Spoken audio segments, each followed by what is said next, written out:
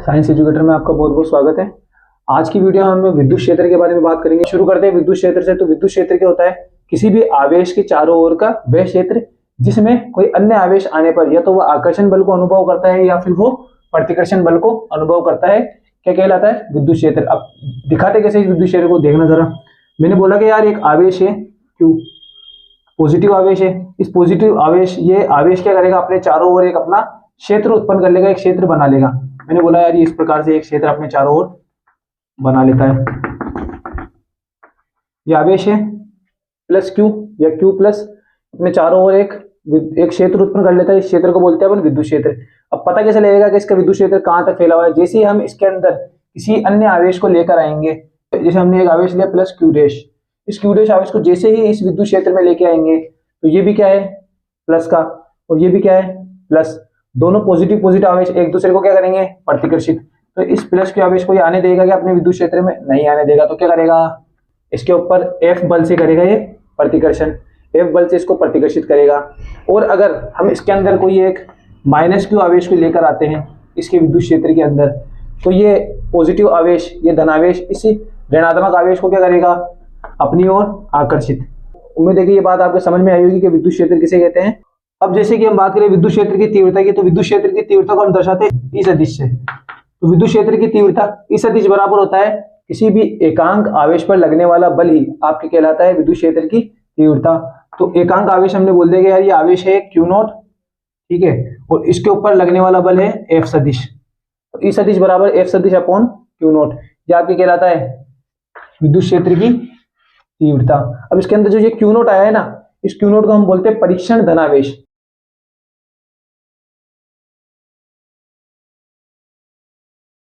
इसका काम सिर्फ विद्युत क्षेत्र को अनुभव करने का होता है। ये खुद किसी के ऊपर विद्युत क्षेत्र नहीं लगाता। जितने भी आवेश हैं सब इसके ऊपर विद्युत क्षेत्र लगाते हैं, इसलिए इसको हम बोलते हैं परीक्षण धनावेश। अब आगे चलते हैं। और ये जो भी अभी बताया गया है यहाँ पर, इन सबकी स्क्रीनशॉट आपको यहाँ पर दिख रही होगी, आप यहाँ से इसको उतर सकते हैं। अब बात करते हैं बिंदु आवेश के कारण विद्युत क्षेत्र की तीव्रता के बारे में। अब बिंदु आवेश, मैंने बोला कि यार ये एक बिंदु है, इस बिंदु को हमने बोल दिया O। इस O बिंदु पर एक आवेश रखा है प्लस Q। इस प्लस Q आवेश से स्मॉल r दूरी पर एक बिंदु है P। इस बिंदु P पर हमने क्या करा? एक आवेश Q नोट रख दिया। तो इस बिंदु आवेश के कारण इस बिंदु P पर हमें विद्युत क्षेत्र की तीव्रता ज्ञात करनी, निकालनी है। तो सबसे पहले काम करते हैं, इस प्लस Q और इस Q नोट के बीच में लगने वाले बल की गणना करते हैं।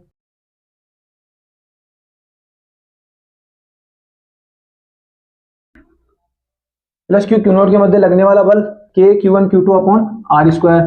तो K Q1 तो यहाँ पर है Q और Q2 है यहाँ पर Q नोट अपॉन इनके बीच की दूरी कितनी है? R square. तो R सदिश के मोड का स्क्वायर, R का केप। इतना बल लग रहा है इसके मध्य। अब हम बात करें विद्युत क्षेत्र की तीव्रता की, तो अभी हमने विद्युत क्षेत्र की तीव्रता का फॉर्मूला देखा था। ई सदिश बराबर क्या होता है? F सदिश अपॉन Q नोट। तो लगा दो यहाँ पर।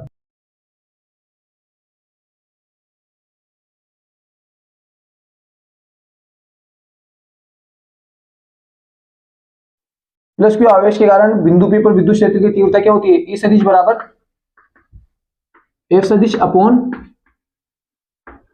Q नोट, यही होती है भाई। अब एक काम करो, F सदिश की वैल्यू उठा के यहां पर रख दो। तो ई सदिश बराबर क्या आ जाएगा आपके?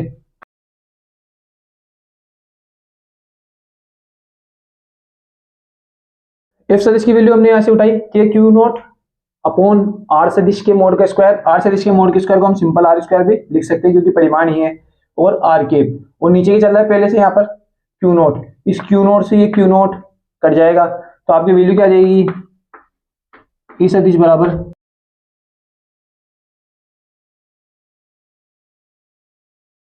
आपकी वैल्यू आ जाएगी ई सदिश बराबर KQ upon R square R cap. ये आपके विद्युत क्षेत्र की तीव्रता का फॉर्मूला होता है, बिंदु आवेश के कारण विद्युत क्षेत्र की तीव्रता। अब बात करते हैं विद्युत क्षेत्र के सदिश निरूपण के बारे में। अगर आपने कूलाम के नियम का सदिश निरूपण और ध्रुवण का सिद्धांत निकाला था, अगर वो वीडियो नहीं देखी तो एक बार जाकर देख लीजिए। यहाँ पर आपको आई टेप दिख रहा होगा, इस आई टेप पे जाकर आप उस वीडियो को एक बार देख लीजिए ताकि आपकी कॉन्सेप्ट पहले से क्लियर होगा और यहाँ पर समझने में आसानी होगी। अब बात करते हैं विद्युत क्षेत्र के सदिश निरूपण की। तो हमने क्या किया, एक्स वाई अक्ष के अंदर एक तो आवेश ले लिया Q और दूसरा एक परीक्षण धनावेश ले लिया प्लस का Q नॉट।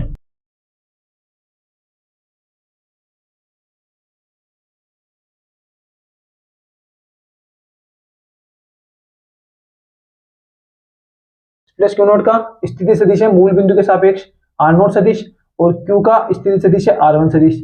अब Q के सापेक्ष Q नॉट का स्थिति सदिश कितना हो जाएगा, R नॉट 1 सदिश और प्लस Q इस Q नॉट पर कितनी विद्युत क्षेत्र की तीव्रता लगाएगा, E सदिश। तो अब हमें इस प्लस Q और इस Q नॉट के ऊपर लगने वाले बल को पहले कैलकुलेट करना है और फिर उससे हमें इसकी विद्युत क्षेत्र की तीव्रता को निकालना है। सबसे पहले एक काम करते हैं, बल को निकाल देते हैं।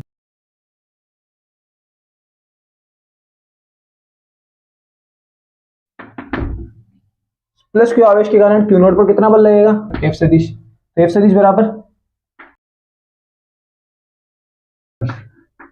R नॉट 1 सदिश के मोड का स्क्वायर और R नॉट 1 केप। अब प्लस Q आवेश के कारण Q नॉट पर विद्युत क्षेत्र की तीव्रता E सदिश लगेगी, तो निकाल दीजिए भाई।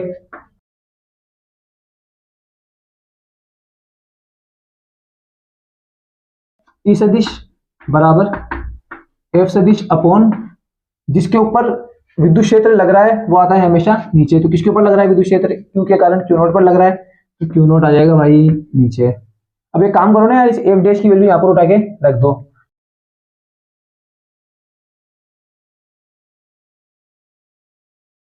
और R नॉट 1 केप इसमें पहले से नीचे क्या चल रहा है, Q नॉट चल रहा है गुने में, तो ये रहा देख भाई Q नॉट गुने में, इस Q नॉट से ये Q नॉट चला जाएगा। तो E सदिश बराबर क्या आ जाएगा आपके,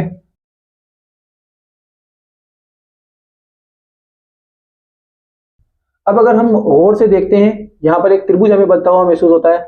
त्रिभुज O, इसको मैंने बोल दिया बिंदु A और इसको मैंने बोल दिया बिंदु B। तो त्रिभुज OAB। अब इस त्रिभुज OAB के अंदर हम सदिश योग का त्रिभुज नियम लगाए, कैसे लगाएंगे इधर देखना एक बार।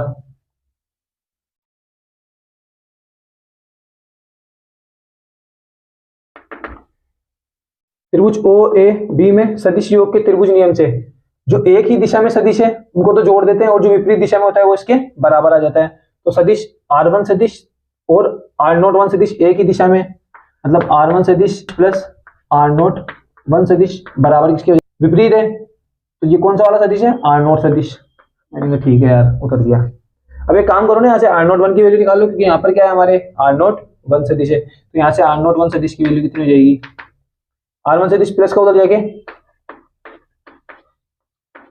इस R नॉट 1 सदिश की वैल्यू उठा के यहाँ रख दो।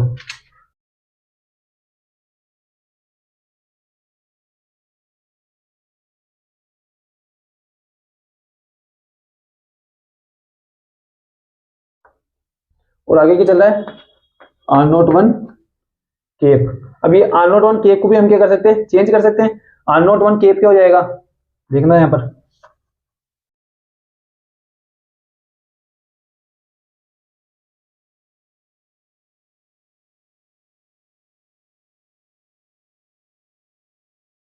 R नॉट 1 केप की जगह हम रख सकते हैं क्या होता है एकांश सदिश, R नॉट 1 सदिश की दिशा अपॉन सदिश का परिमाण।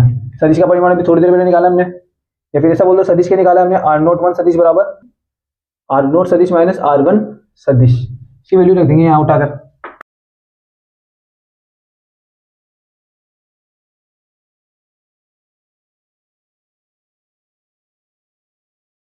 इसकी वैल्यू क्या आ जाएगी, के क्यू R नॉट सदिश माइनस R1 सदिश अपॉन R नॉट सदिश माइनस R1 सदिश के तो मोड का तो पहले से स्क्वायर चल रहा है, और एक और R नॉट सदिश माइनस R1 सदिश हो जाएगा, तो इसकी पावर कितनी, एक। दो और एक कितनी जाएगी, आधार समान होती है तो घाते जुड़ जाती है, तो हो जाएगा R नॉट सदिश माइनस R1 सदिश के होल क्यूब। ई सदिश बराबर ये आती है आपके बिंदु आवेश के कारण विद्युत क्षेत्र की तीव्रता और बिंदु आवेश के कारण ही विद्युत क्षेत्र का सदिश निरूपण। अब हम बात करें अध्यारोपण के सिद्धांत की। ये जो भी यहाँ पर समझाया गया है इसका स्क्रीनशॉट आपको यहाँ पर दिख रहा होगा, तो आप यहाँ से इसको उतार सकते हैं। अध्यारोपण का सिद्धांत क्या बोलता है, तो किसी भी एक आवेश पर आवेश है क्यू नॉट। इस आवेश पर एक या एक से अधिक आवेशों के कारण लगने वाले विद्युत क्षेत्र का सदिश योग ही क्या कहलाएगा आपके अध्यारोपण का सिद्धांत। तो एक आवेश है क्यू नॉट, इस क्यू नॉट पर एक तो विद्युत क्षेत्र लगा रहा है आवेश Q1, एक विद्युत क्षेत्र लगा रहा है आवेश Q2, इसी प्रकार एक विद्युत क्षेत्र लगा रहा है आवेश Qn। ऐसे n आवेश है इस तंत्र के अंदर।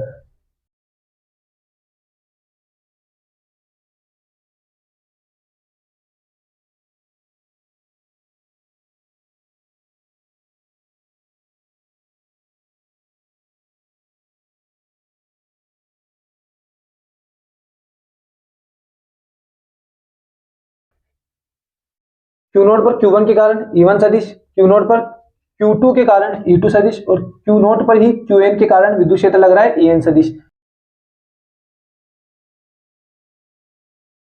तो सबसे पहले Q1 के कारण Q नोट पर विद्युत क्षेत्र की तीव्रता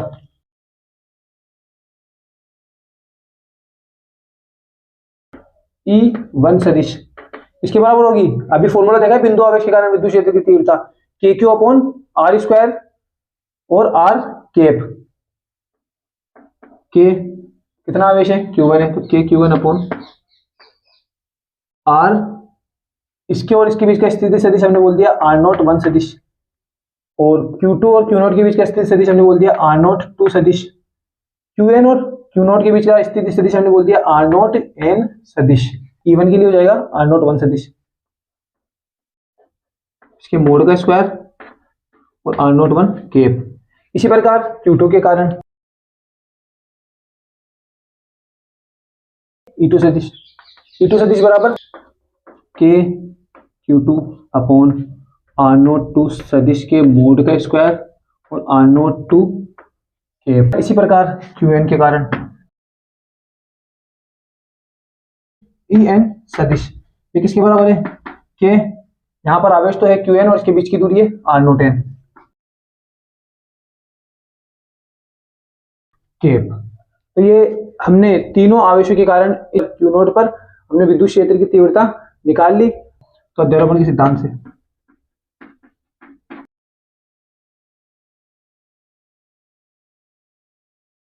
अध्यारोपण के सिद्धांत से E नेट बराबर E1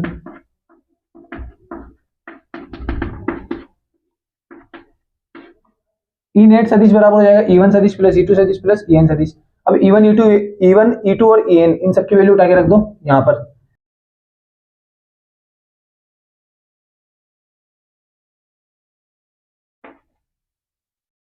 अब हम ध्यान से देखें यहां पर, तो इधर इधर और इधर इन तीनों के अंदर क्या कॉमन आ रहा है, के तीनों के अंदर क्या आ रहा है कॉमन आ रहा है। कॉमन आ रहा है तो क्या करेंगे बाहर निकालेंगे, तो बाहर निकाल ले भाई।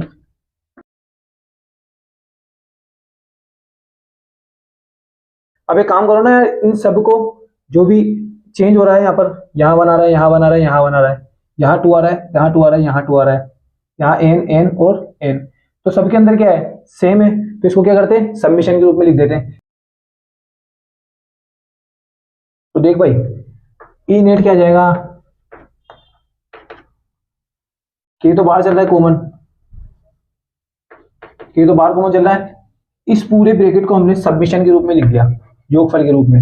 अब योगफल जहां जहां चेंज हो रहा है वहां पे क्या रख दो आई रख दो, देख यहाँ चेंज हो रहा है, यहाँ चेंज हो रहा है, यहाँ चेंज हो रहा है, Q1 की जगह चेंज हो रहा है, R01 की जगह चेंज हो रहा है और R01 की जगह चेंज हो रहा है, तो यहाँ पर हम आई रख देंगे QI अपॉन R0I सदिश के मोड का स्क्वायर और R0I कैप। आई की वैल्यू कहां से कहां तक जा रही है, 1 से लेके n तक जा रही है, 1 से लेके कहां तक जा रही है n तक जा रही है। यह आता है आपके तुल्य विद्युत क्षेत्र की तीव्रता और अध्यारोपण के सिद्धांत से। उम्मीद है कि ये जो भी पढ़ाया है यहाँ पर समझ में आया होगा। अगर समझ में आया है तो कॉपी और पेन हटाओ, एक बार इसको खुद सोल्व करो, और यहाँ पर जो है ना इसका स्क्रीनशॉट दिख रहा होगा, यहाँ से आप इसको उतर सकते